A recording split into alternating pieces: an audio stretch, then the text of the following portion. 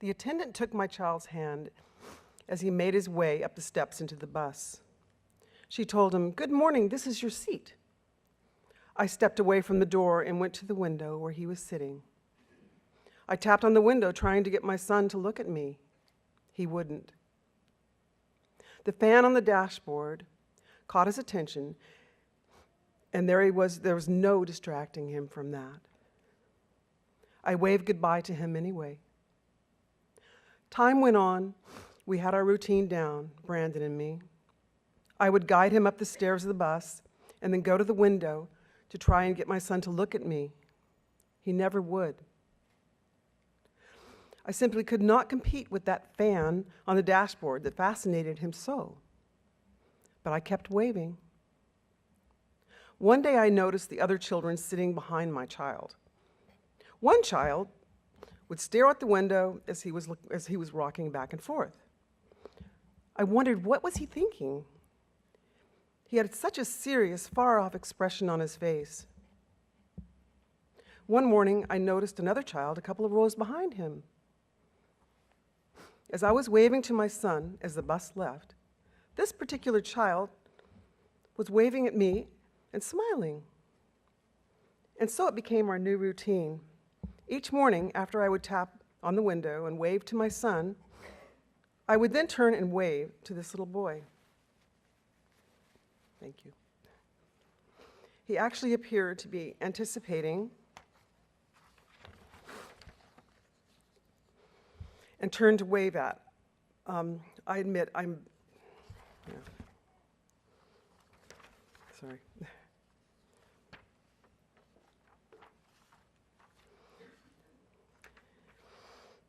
I admit I was very jealous of the boy's mom. Every morning she gets a wave and a smile from her son, and my son doesn't even know that I'm waving at him. Once my son gets on the bus, his focus turns to the fan on the dashboard. Yet this little boy I now wave at gives me hope that someday my child might notice me and wave to me with a smile. It is a very bittersweet moment each morning, but hopeful as well.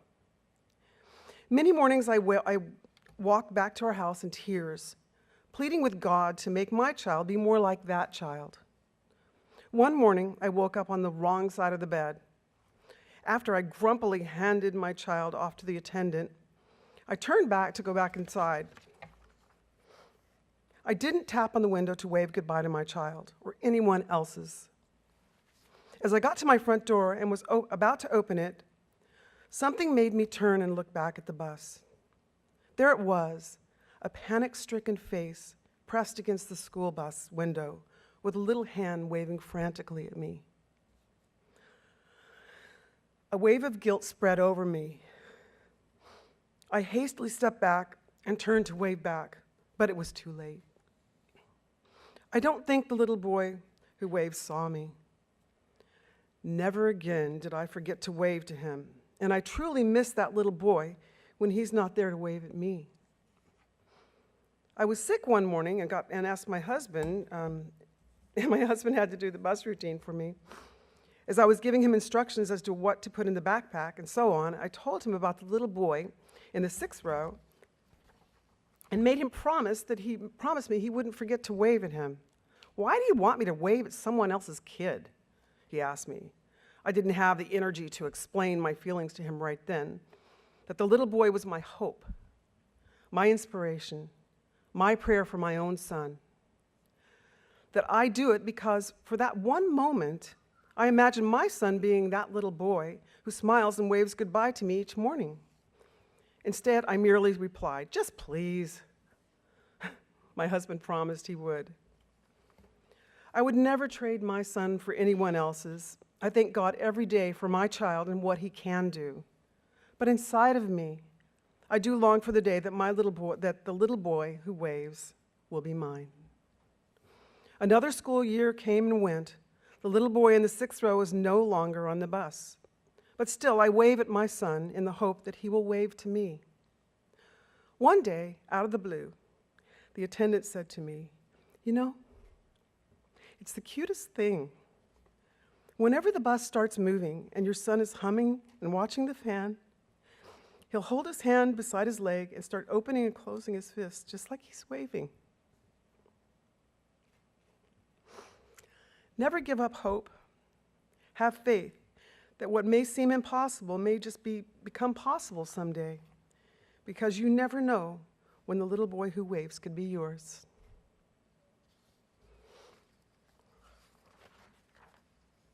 So what that story to me means, it's three different things. I know, it really gets me. You guys can turn the lights back up so I can see you. I guess not. What that story says to me, it addresses the parents, it addresses the child, and it's about the future, about letting go of our children.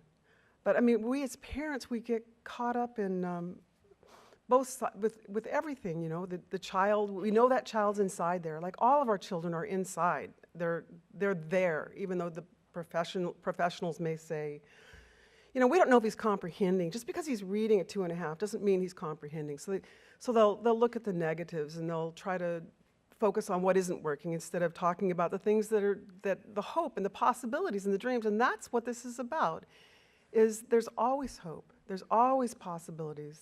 And that the children, you know, they're our lives. And there's just so many different things so many lessons that we can learn out of this story.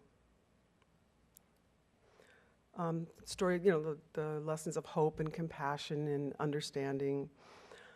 And I'll get right, okay.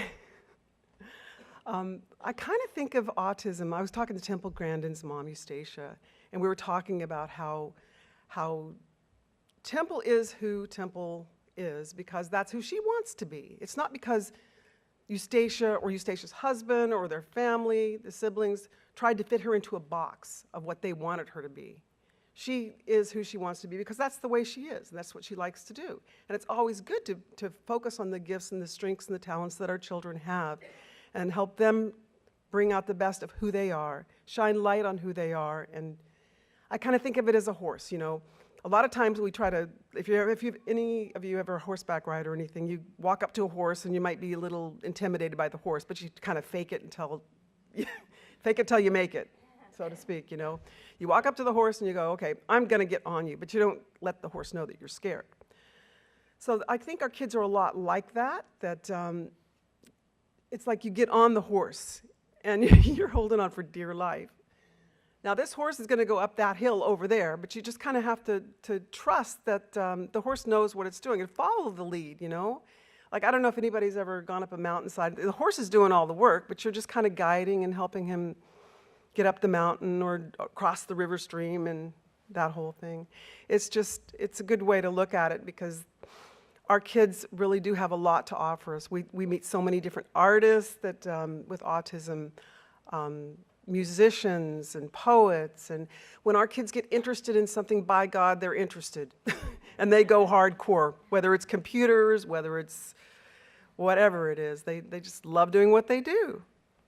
I met a guy who's in our book, our autism book. His name is Seth Schwast, right, Susan? It's like Quast, she always says it right. And when I met him, he was about 20 years old. He was just getting into his art career. And I went to his house in Cleveland, Ohio.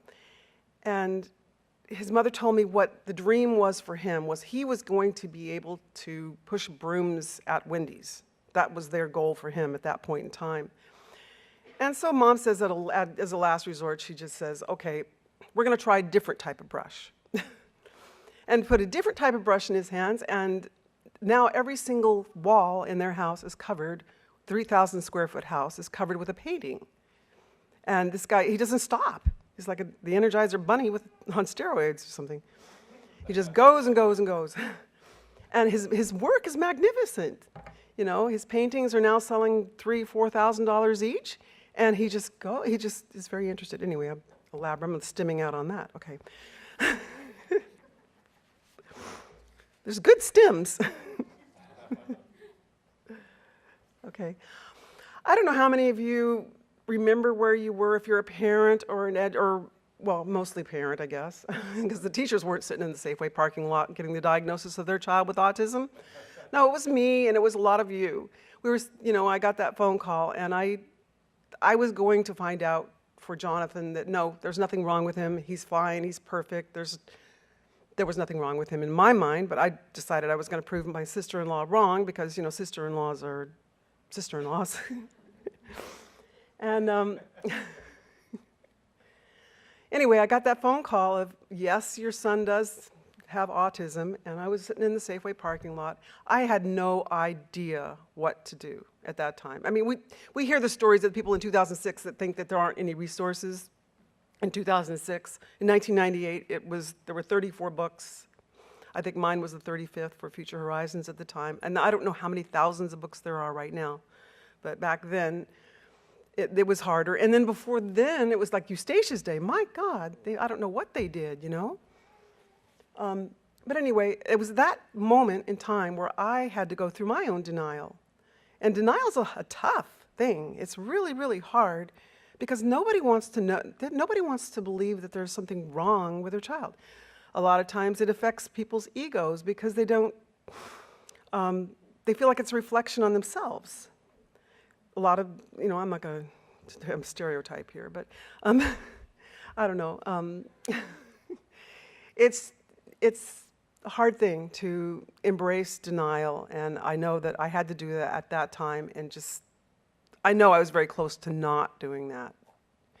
And I don't know where Jonathan would be today if I hadn't.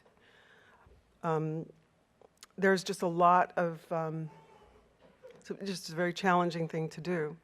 But I think it's really important that early intervention, early diagnosis, all of these things are so critical to our kids. Because if they start going down the wrong pathway, they're going to end up in Timbuktu. We need to get them when they're young, the early intervention, early diagnosis, recognition, and admitting that they have